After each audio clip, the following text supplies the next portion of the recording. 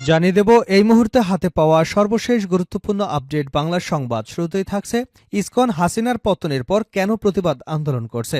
ইসকনকে উদ্দেশ্য করে বিএনপির জাতীয় স্থায়ী কমিটির সদস্য নজরুল ইসলাম খান বলেছেন, একটা সংগঠন সম্প্রতি যা করছে আমি তাদের নামও নিতে চাই না। দুনিয়ার বিভিন্ন দেশে তাদের শাখা আছে, একমাত্র বাংলাদেশ ছাড়া অন্য কোনো দেশে তারা দাবি দেওয়া মিছিল, লং মার্চের ঘোষণা দেয় না। কেন এখানে করা হচ্ছে?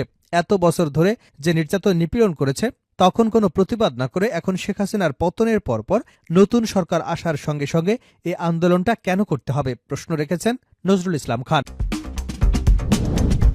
এদিকে বিস্ফোরণে কাঁপল এলাকা, আতঙ্কে টেকনাফবাসী। সীমান্ত সংলগ্ন মিয়ানমার আরাকান আর্মি এবং জান্তা সরকারের চলমান সংঘাতের জেরে বিমান হামলা এবং ভয়াবহ বিস্ফোরণ ঘটেছে, যার বিকট শব্দে কেঁপেছে টেকনাফ। আতঙ্কিত হয়েছে সীমান্তের লোকজন।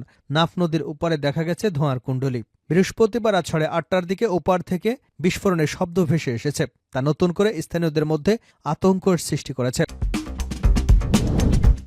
এবারে থাকছে সংখ্যালঘু নিয়ে ভারতের এই দ্বিচারিতা নিন্দনীয়, আপত্তিকর। আসিফ নজরুল। ছাত্র সংগঠন, মাদ্রাসা এবং রাজনৈতিক দলসহ বাংলাদেশের মানুষ সাম্প্রতিক দুর্গাপূজার সময় কিভাবে সংখ্যালঘুদের নিরাপত্তার জন্য কাজ করেছে, সর্বশেষ চট্টগ্রামে আইনজীবী সাইফুল ইসলামকে নির্মম এবং উস্কানিমূলকভাবে হত্যার পর বাংলাদেশের মুসলমানরা অসীম সংযম এবং ধৈর্যের পরিচয় দিয়েছে। শুক্রবার নিজের ভেরিফাইড ফেসবুক পেজে দেওয়া এক পোস্টে এসব কথা বলেন অন্তর্বর্তীকালীন সরকারের আইন, বিচার এবং সংসদ বিষয়ক উপদেষ্টা অধ্যাপক আসিফ নজরুল। জানাবো, সরকার সাহায্য না করলে সুষ্ঠু ভোট করা সম্ভব নয়, বদিউল আলম। সরকার সাহায্য না করলে একটি নিরপেক্ষ নির্বাচন কমিশনের অধীনেও সুষ্ঠু ভোট করা সম্ভব নয় বলে মন্তব্য করেছেন সংস্কার কমিশনের প্রধান বদিউল আলম। এবারে জানাবো, বহিষ্কৃত চিনয়ের দায় নেবে না ইসকন। চিনয় কৃষ্ণ দাস ব্রহ্মচারীকে অনেক আগেই ইসকন থেকে বহিষ্কার করা হয়েছে। তিনি ইসকন বাংলাদেশের কেউ নন, তাই তার কোনো বক্তব্য বা কার্যক্রমের দায় ইসকন নেবে না। গতকাল রাজধানীর স্বামীবাগে ইসকন বাংলাদেশের আশ্রমে আয়োজিত সংবাদ সম্মেলনে এমনটা দাবি জানিয়েছেন ইসকন বাংলাদেশের সাধারণ সম্পাদক চারুচন্দ্র দাস ব্রহ্মচারী। এবং সর্বশেষ জানাবো আন্তর্জাতিক সংবাদ। জান্তা প্রধানের বিরুদ্ধে আইসিসির গ্রেপ্তারি পরোয়ানায় স্বাগত জানিয়েছে বাংলাদেশ। তার বিরুদ্ধে মিয়ানমারে রোহিঙ্গা সংখ্যালঘুদের উপর সংঘটিত মানবতা বিরোধী অপরাধের অভিযোগ রয়েছে। বাংলাদেশ সরকার জান্তা প্রধানের বিরুদ্ধে গ্রেপ্তারি পরোয়ানার আবেদনকে স্বাগত জানিয়েছে। এতক্ষণ শিরোনাম শুনছিলেন, এবার বিস্তারিত। প্রিয় দর্শক, আপনি যদি এই চ্যানেলে নতুন হয়ে থাকেন, ভিডিওটি দেখতে দেখতে চ্যানেলটি সাবস্ক্রাইব করে আমাদের সঙ্গে থাকুন। আর এই ভিডিও সম্পর্কে আপনি আপনার মূল্যবান মতামতটি কমেন্ট বক্সে জানিয়ে দিন। আর হ্যাঁ প্রিয় দর্শক, জানিয়ে দিন ভিডিওটি কোথা থেকে দেখছেন। ইসকন হাসিনার পতনের পরে কেন প্রতিবাদ আন্দোলন করছে? ইসকনকে উদ্দেশ্য করে বিএনপির জাতীয় স্থায়ী কমিটির সদস্য নজরুল ইসলাম খান বলেছেন, একটা সংগঠন সম্প্রতি যা করছে আমি তাদের নামও নিতে চাই না। দুনিয়ার বিভিন্ন দেশে তাদের শাখা আছে, একমাত্র বাংলাদেশ ছাড়া আর কোনো দেশে তাদের দাবি নিয়ে মিছিল, লং মার্চের ঘোষণা দেয় না। কেন এখানে করা হচ্ছে? এত বছর ধরে যে নির্যাতন নিপীড়ন করেছে তখন কোনো প্রতিবাদ না করে শেখ হাসিনার পতনের পরপর নতুন সরকার আসার সঙ্গে সঙ্গে এই আন্দোলনটা কেন করতে হবে? রাজধানীর জাতীয় প্রেস ক্লাবে শুক্রবার বাংলাদেশ খেলাফত আন্দোলনের ৪৩তম প্রতিষ্ঠা বার্ষিকী এবং ফ্যাসিবাদ এবং তার দোসরদের মোকাবেলায় আমাদের করণীয় শীর্ষক আলোচনা সভায় প্রধান অতিথির বক্তৃতায় তিনি এসব কথা বলেন। তারা এদেশের মানুষের হয়ে ভারতের সরকারের কাছে অনুরোধ জানায় এ ব্যাপারে ব্যবস্থা নেবার জন্য। বাংলাদেশ কারো অধীনে নাকি ব্যবস্থা নেবে, আর তারাও বিবৃতি দেয়। এই যে জুলাই আগস্টে হাজারো মানুষকে মেরে ফেলা হয়েছে, এ নিয়ে তো কোনো বিবৃতি দেখলাম না। অ্যাডভোকেটকে মেরে ফেলা হলো, এ নিয়ে কোনো বিবৃতি নেই।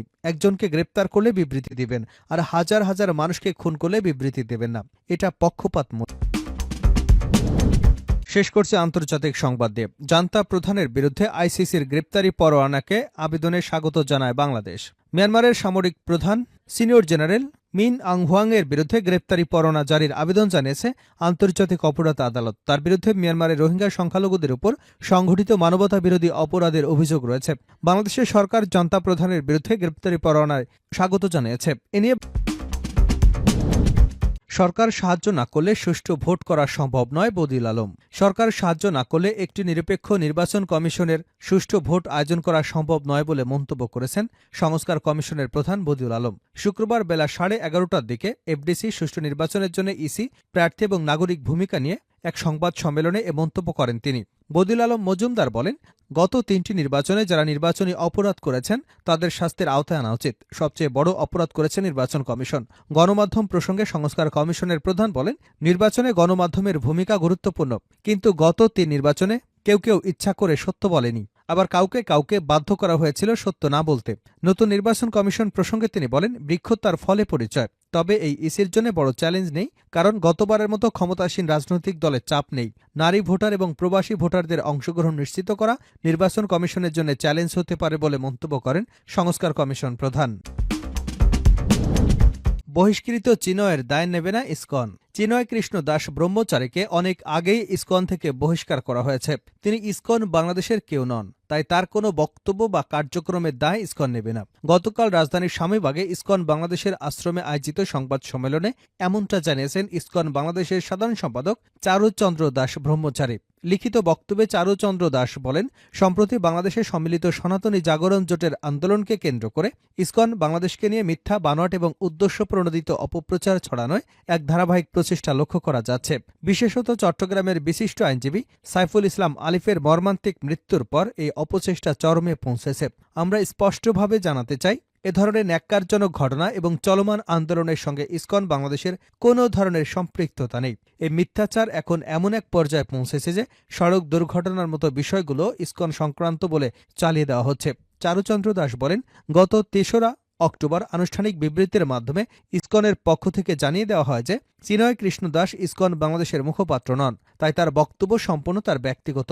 ইসকন বাংলাদেশের বিরুদ্ধে চলমান মিথ্যা এবং বিভ্রান্তিমূলক প্রচারণা সঠিক তদন্ত করে প্রকৃত সত্য উদ্ঘাটন, উদ্দেশ্যমূলকভাবে সুনাম ক্ষুণ্ণের সঙ্গে জড়িতদের বিরুদ্ধে কার্যকর ব্যবস্থা গ্রহণ, ধর্মীয় সহনশীলতা বজায় রাখা এবং দেশের শান্তি শৃঙ্খলা রক্ষার জন্য যে কোনো প্রকার উস্কানিমূলক কর্মকাণ্ড থেকে বিরত থাকা এবং সমাজে শান্তি, সম্প্রীতি ও স্থিতিশীলতা বজায় রাখতে সবাইকে একযোগে কাজ করবার আহ্বান জানান চারুচন্দ্র দাস। সংখ্যালঘু নিয়ে ভারতের এই দ্বিচারিতা নিন্দনীয়, আপত্তিকর। আসিফ নজরুল।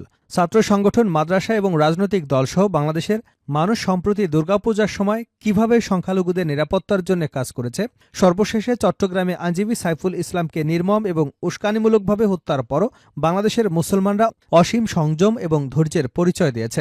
শুক্রবার নিজের ভেরিফাইড ফেসবুক পেজে দেওয়া এক পোস্টে এসব কথা বলেন অন্তর্বর্তীকালীন সরকারের আইন, বিচার এবং সংসদ বিষয়ক উপদেষ্টা অধ্যাপক আসিফ নজরুল। ওই পোস্টে তিনি ভয়েস অব আমেরিকার বাংলা বিভাগের এক জরিপের প্রসঙ্গ তুলে ধরে বলেন, বাংলাদেশের অধিকাংশ মানুষ মনে করে অন্তর্বর্তী সরকার দেশের সংখ্যালঘু জনগোষ্ঠীকে বিগত আওয়ামী লীগ সরকারের চেয়ে বেশি নিরাপত্তা দিতে পেরেছে। গতকাল প্রকাশিত ভয়েস অব আমেরিকার বাংলা জরিপে এটি দেখা গেছে। বাংলাদেশের পরিস্থিতির উপর ভারতের অযাচিত উদ্বেগ থেমে নেই। মন্তব্য করে তিনি বলেন, ভারতের নিচের মাটিতে সংখ্যালঘু মুসলিম সম্প্রদায়ের মানুষের উপর অসংখ্য নির্যাতন, নির্মমতার ঘটনা ঘটেই চলেছে, অথচ সেটা নিয়ে তাদের কোনো সংকোচ বা অনুশোচনা নেই। ভারতের এই দ্বিচারিতা নিন্দনীয়, আপত্তিকর। প্রসঙ্গত, ইসকন নেতা চিনয়ের গ্রেপ্তারকে কেন্দ্র করে চট্টগ্রাম আদালত প্রাঙ্গণে আইনজীবী সাইফুল ইসলামকে কুপিয়ে হত্যা করা হয়েছে। এই ঘটনায় নিন্দার ঝড় বইছে সারা দেশে।